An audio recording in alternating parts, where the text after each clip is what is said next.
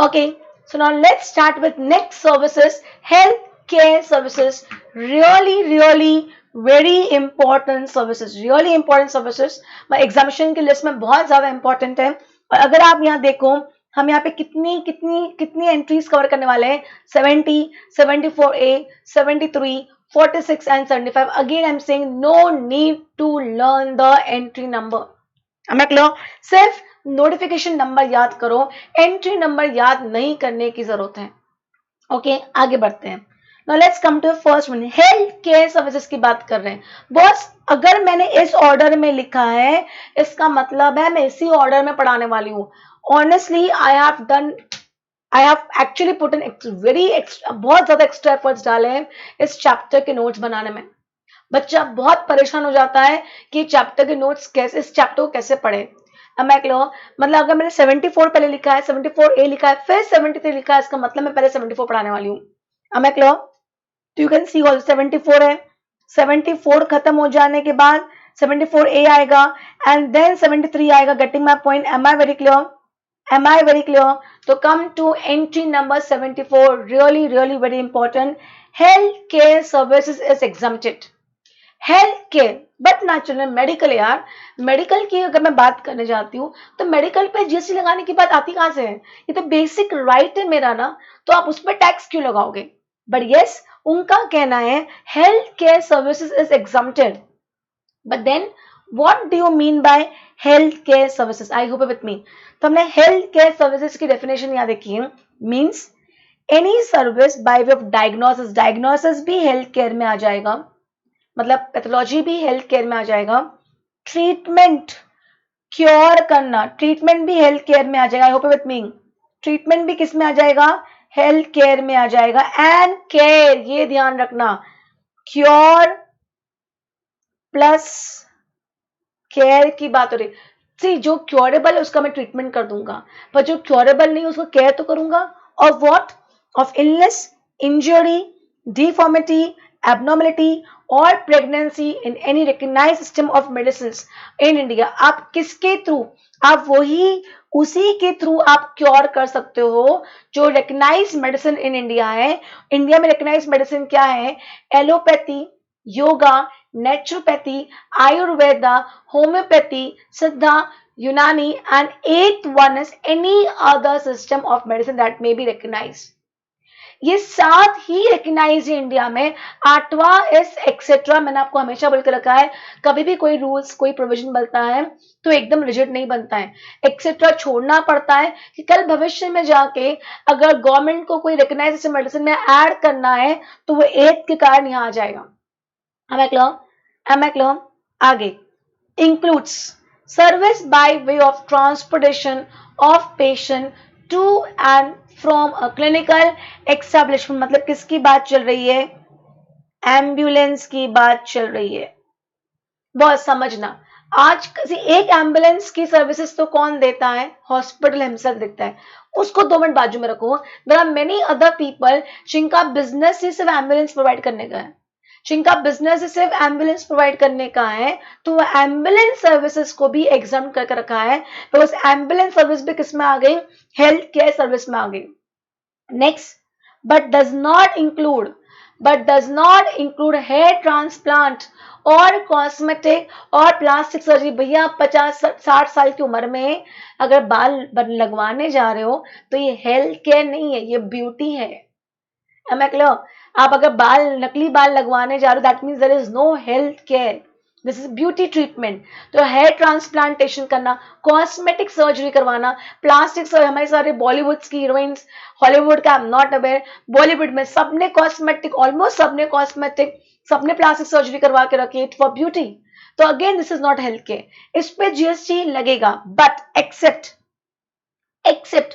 when undertaken, जब ऊपर के कॉस्मेटिक सर्जरी या प्लास्टिक सर्जरी या हेयर ट्रांसप्लांट क्यों करवाया है? टू रिस्टोर और टू रिकंस्ट्रक्ट एनाटॉमी और functions of body affected due to congenital defects, development abnormalities, injury और ट्रॉमा। समझना, किसी को बाय बर्थ ही बाल नहीं आए हैं, किसी को बाय बर्थ ही बाल नहीं आए, गेटिंग माय पॉइंट, या किसी का एक्सीडेंट हो गया या इंजरी हो गई, तो आपको उसको क्या करवाना पड़ेगा, आपको उसको कॉस्मेटिक एंड प्लास्टिक सर्जरी। तो ये बेसिकली ये ब्यूटिफिकेशन के लिए एक्चुअली नहीं है, ये तो मजबूरी वाली काम होगी कि एक्सीडेंट हो गया है, प्लास्टिक सर्जरी करवानी पड़ेगी, आप no choice, no options. Am I clear? Am I clear? यहां तक कोई प्रॉब्लम है? समझ में आ रहा है what I am trying to say? I hope with me. तो अगर आप ब्यूटिफिकेशन के लिए करवाने जाओगे, ब्यूटिफिकेशन के लिए करवाने जाओगे तो जीएसटी लगेगा, बट इसके अलावा जीएसटी नहीं लगेगा। Am I clear? Am I clear? Just a minute. Okay, so हमने क्या समझा कि बॉस अगर आपका ब्यूटिफिकेशन के लिए है तो जीएसटी लगेगा, पर अदर ब्यूटिफिकेशन है, आपको बाय बर्थ डेफिशिएंसी थी या आपको इंजरी हो गई या ट्रॉमा हुआ है, उसके लिए अगर आपको हेयर ट्रांसप्लांटेशन करवाना पड़ रहा है, उसके लिए अगर आपको सर्जरी करवानी पड़ रही है, तो that will come under health care service और उसमें GST will be exempted. Am I clear? तो अभी हमने क्या डेफिनेशन समझा, हेल्थ केयर सर्विसेज क्या होती है। हेल्थ केयर में डायग्नोसिस आता है, ट्रीटमेंट आता है, क्योर आता है of illness, of injury, of deformity, abnormality, even pregnancy, and it should be done with the medicine which is recognised in India. मतलब कौन सी मेडिसिन रिकॉग्नाइज्ड है? Allopathy, yoga, naturopathy, and then you have Ayurveda, homeopathy, Siddha, Unani and etcetera. मतलब अब आते हैं health care services की definition समझी हमने। अब हेल्थ केयर सर्विसेज कौन प्रोवाइड करेगा? By a clinical institution establishment, मतलब हॉस्पिटल्स, बाय क्लिनिकल एस्टैब्लिशमेंट और an authorized medical practitioner, मतलब doctor, the one who is authorized, and third is paramedics। paramedics का मतलब क्या होता है? nurses होते हैं, then you have this physiotherapist वाले होते हैं, then you have this जो आपका blood samples लेते हैं, वो they are called as paramedics। तो अगर ये लोग आपको क्या दे रहे हैं? हेल्थ केयर सर्विसेज दे रहे हैं, then it has been exempted। am I clear? and next B point क्या लिखता है? services provided by way of transportation of a patient in an ambulance other than those specified in A above। Suppose समझना, मैंने आपको बताया ना clinical establishment तो hospitals है, ये लोग एम्बुलेंस देते हैं, तो ये तो मेरे हेल्थ केयर सर्विसेज में आ ही जाता है। पर इसके अलावा अगर कोई और भी एम्बुलेंस सर्विसेज प्रोवाइड करते हैं, services provide by way of transportation of patients, क्योंकि यहाँ पे इन्होंने वर्ड क्या लिखा है? हेल्थ केयर सर्विसेज बाय, और हेल्थ केयर सर्विसेज के डेफिनेशन के अंदर ही ट्रांसपोर्टेशन आ गया है। Am I clear?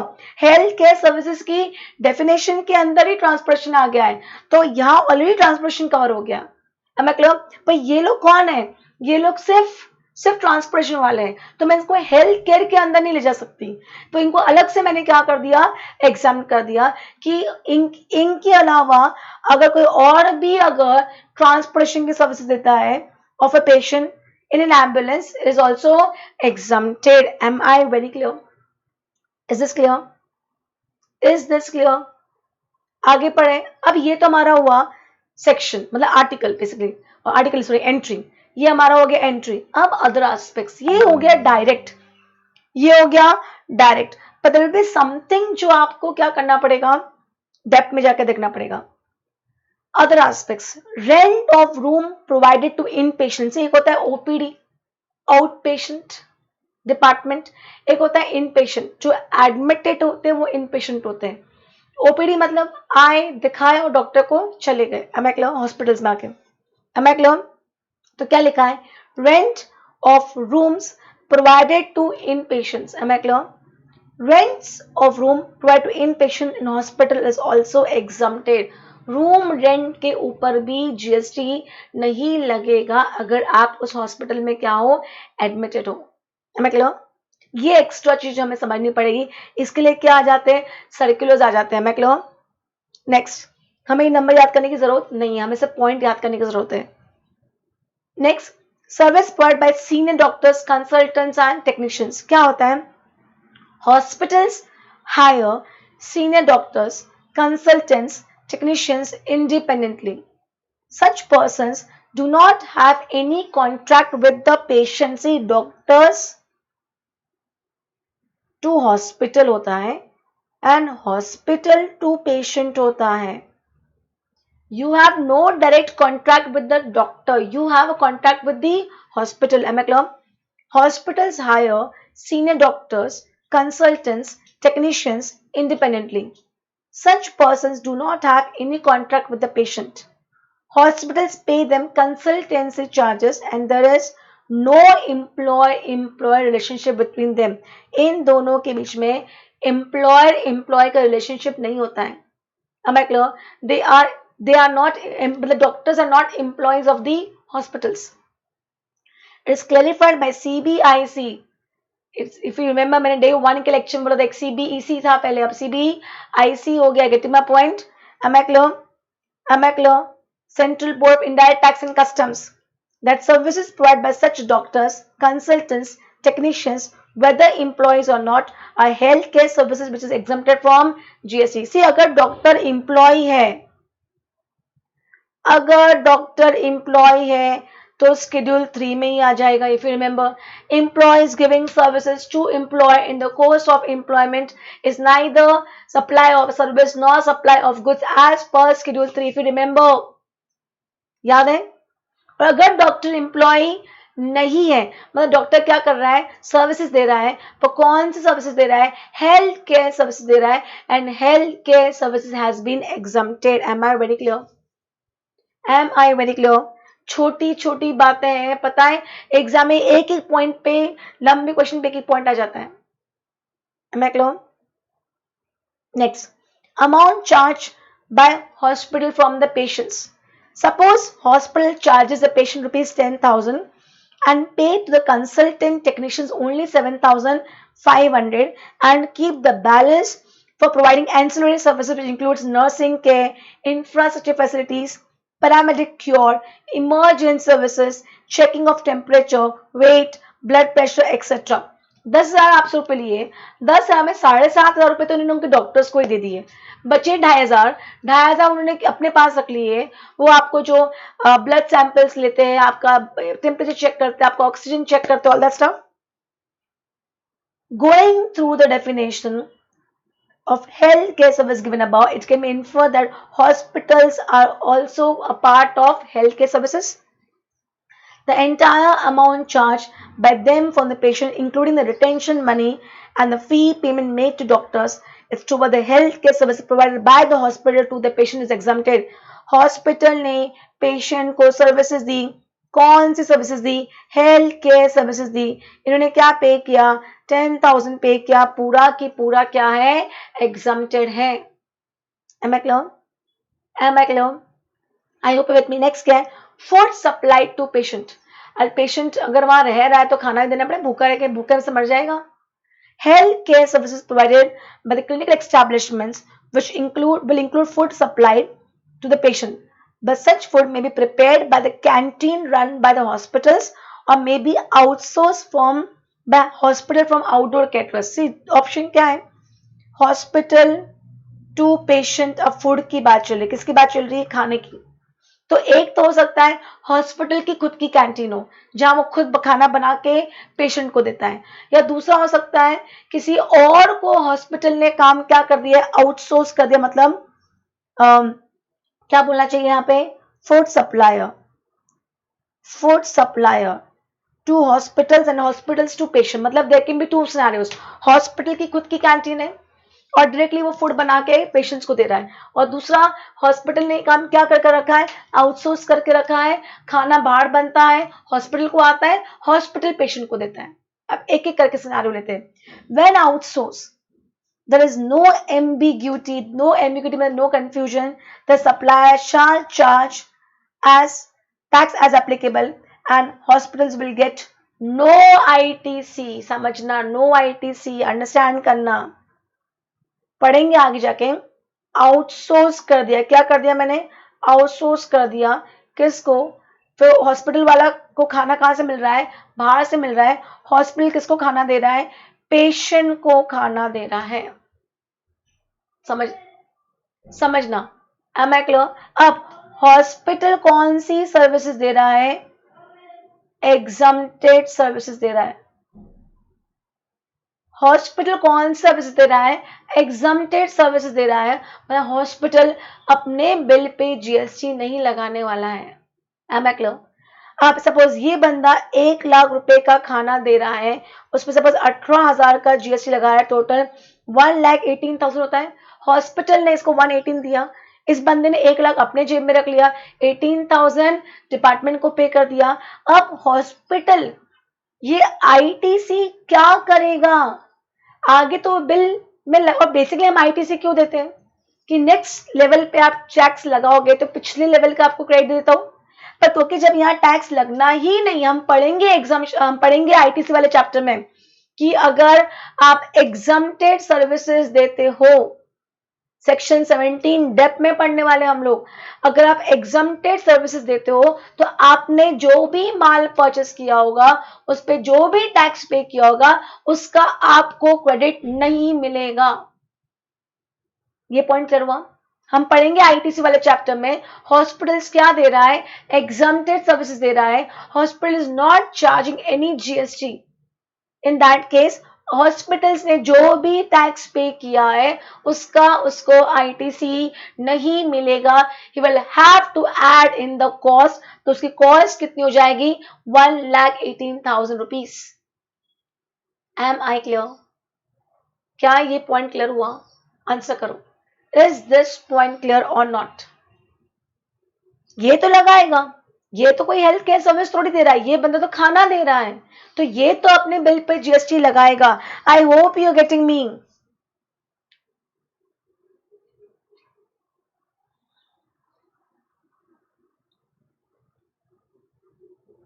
Am I clear? Okay, तो क्या लिखा है? When outsourced, then there is no ambiguity.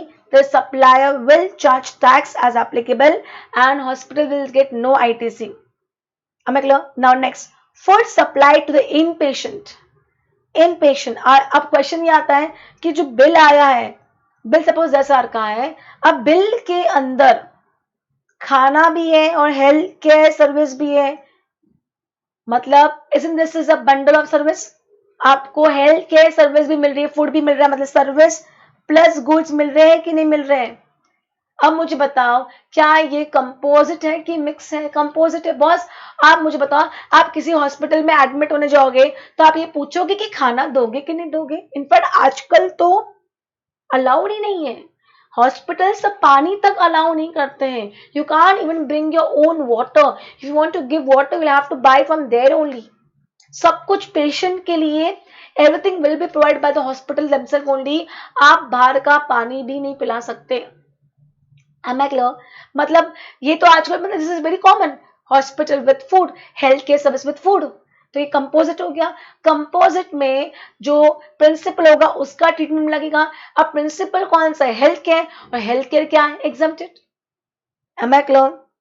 Food supplied to inpatients as advised by the doctors or nutritionist is a part of compulsory supply of healthcare and not separately taxable. Am I clear? Other supplies of food by hospital to patient not admitted or the attendants or visitors are taxable. Outpatient को खाना दिया, visitors को खाना दिया, attendance, normally तो attendance को नहीं देते हैं, नॉर्मली नहीं देते हैं, आपको खुद ही बाहर जाके खाना पड़ेगा, बाई चांस दे दिया तो आपको हेल्थ केयर सर्विस नहीं दी है तो उस पर जीएसटी लगेगा। Am I very clear? Am I very clear? Is entry number 74 very clear? बस एक एक चीज का ध्यान रखना पड़ेगा, कौन सा पॉइंट कब रेस कर लेंगे, you will not even come to know. Any problem till here?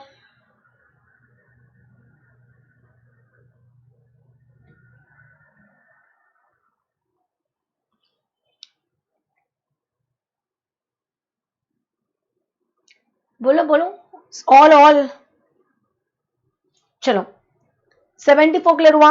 74 summarise करते हैं। 74 हमने क्या करा? हेल्थ केयर, बेसिकली 74 क्या बोलता है? Health care services is exempted, health care services by clinical establishments, by medical practitioner, by paramedics as exempted.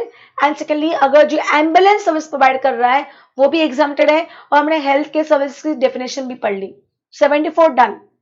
74A मैंने ये जो भी जहां भी मैंने ये कलर मार्क किया है, हमें सिर्फ एक बार रीड करना है।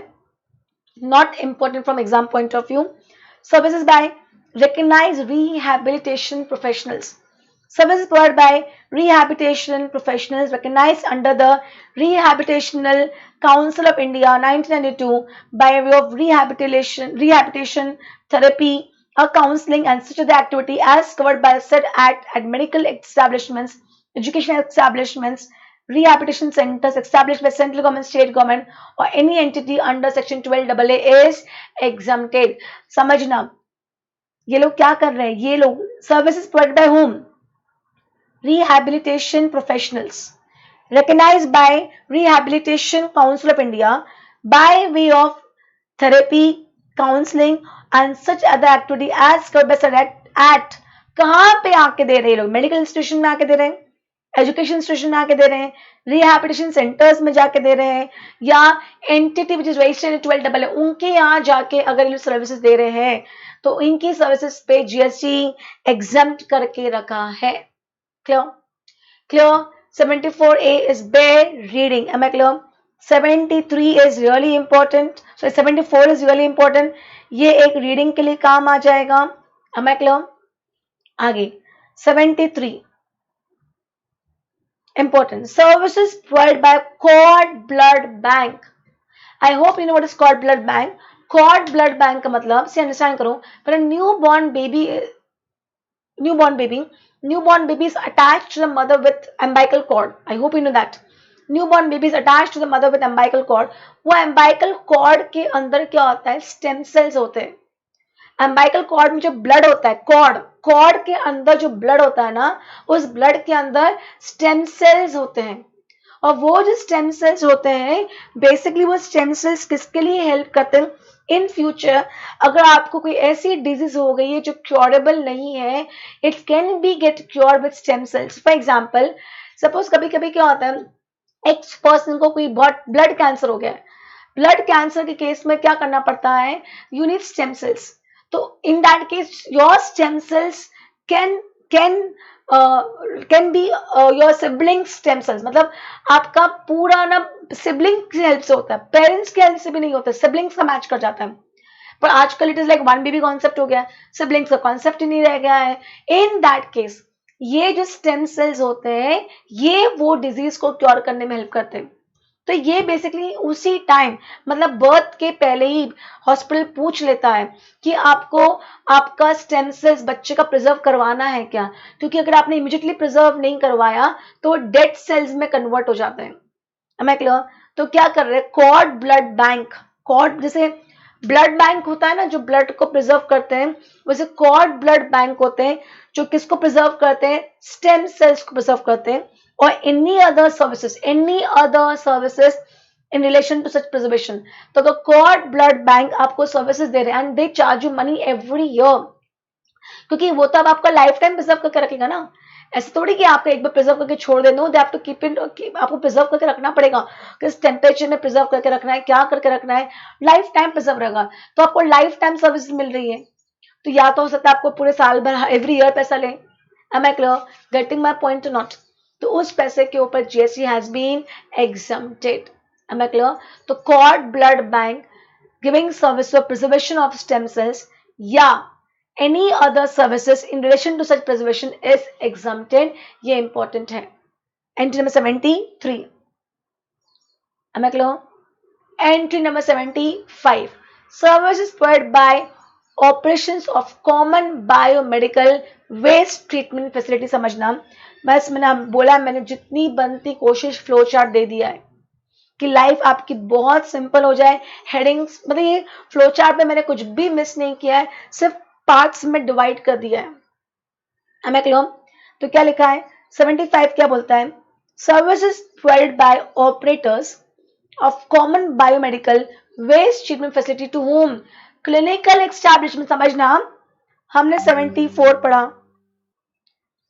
उसके बाद हमने 73 पढ़ा, 74 एंड 73. 74 इतना इंपॉर्टेंट नहीं है. 74 में क्लिनिकल एस्टैब्लिशमेंट सप्लायर्स है, मतलब हॉस्पिटल सप्लायर्स है. 73 में भी हॉस्पिटल्स ही सप्लायर है, बट 75 में हॉस्पिटल्स आर रिसिपेंट, सर्विस ले रहे हैं, कौन सी सर्विस ले रहे हैं? Common biomedical waste treatment facility. Boss, hospitals का waste is hazardous in nature. Use syringe, use cottons, they are really hazardous in nature. उसको ऐसे डिस्पोज ऑफ नहीं किया जा सकता, उसको बायोमेडिकली मतलब वेस्ट ट्रीटमेंट की फैसिलिटी, वेस्ट को ट्रीट करना पड़ता है बायोमेडिकली। आप ऐसे नहीं फेंक सकते, नहीं, आप उनको डिस्ट्रॉय करना पड़ता है। तो देयर आर पीपल जिन्होंने ऐसा बिजनेस स्टार्ट किया है कि हम आपके हॉस्पिटल में आके आपके जो भी वेस्ट है हम उनको बायोमेडिकली ट्रीट कर देंगे। यहाँ पे हॉस्पिटल सर्विसेज ले रहा है, मतलब बाय वे ऑफ ट्रीटमेंट और डिस्पोजल ऑफ बायोमेडिकल वेस्ट और प्रोसेस इंसिडेंटल डे टू इंसिडेंटल ऑल्सो, उससे रिलेटेड भी होगा, वो भी एग्जाम कर दिया है। तो suppose X company is giving treatment to suppose Apollo hospital, किस चीज का? Biomedical treatment of waste. इस केस में एक्स जो भी पैसा अपोलो हॉस्पिटल को चार्ज करेगा उस पे जीएसटी नहीं लगेगा, it has been exempted. Am I very clear? Am I very clear? Is this very clear? Can I go ahead? Can I go ahead?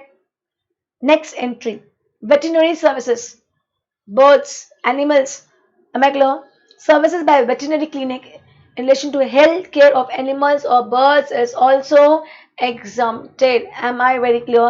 That means जब मैं हेल्थ केयर की बात करती हूँ, दो मेरे पास इतनी एंट्रीज है पर इंपॉर्टेंट है 74, 73 एंड 46। ओ एक 75 भी था, सॉरी 46 नहीं 75।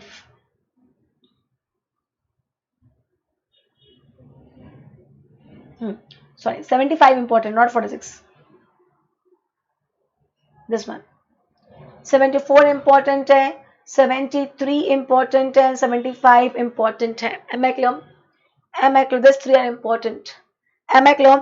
तो इस health care clear, health care में हमने हेल्थ केयर सर्विसेज डेफिनेशन पढ़ी, तो हमने बोला 74 बोलता है health care services given by clinical establishment by authorised medical practitioners and paramedics is exempted as well as कोई और इसके अलावा एम्बुलेंस सर्विस दे रहा है तो वो भी एग्जम्प्टेड है। तो हमने पढ़ा हेल्थ की डेफिनेशन पढ़ी, health care includes cure and care and diagnosis, am I clear? And किसके थ्रू होना चाहिए? Medicine which is recognised in India and includes ambulance and does not includes hair transplant and surgery, cosmetic and beauty surgery। but अगर वही beauty surgery, वही cosmetic surgery आपको क्यों करवानी पड़ी? just because कि किसी का एक्सीडेंट हो गया या ट्रॉमा है या बाय बर्थ इश्यूज है, that will come under health care। हमें क्लियर? हमने सब कुछ 74 में पढ़ा था, 73 हमने पढ़ा cord blood bank, cord blood bank services is exempted, जिसमें हम स्टेम सेल्स क्या करते हैं? प्रिजर्व करते हैं। हमें clear? And 75 talks about hospital services ले रहा है, कौन सर्विस ले रहा है? Biomedical treatment of waste. am I clear? Am I clear? Is healthcare clear? So you have a question on healthcare which is a homework for you people. Question number 4. बस please homework करना, जितना ज्यादा homework करोगे उतना clarity बढ़ता जाएगा। Am I clear? Am I clear? Okay, thank you.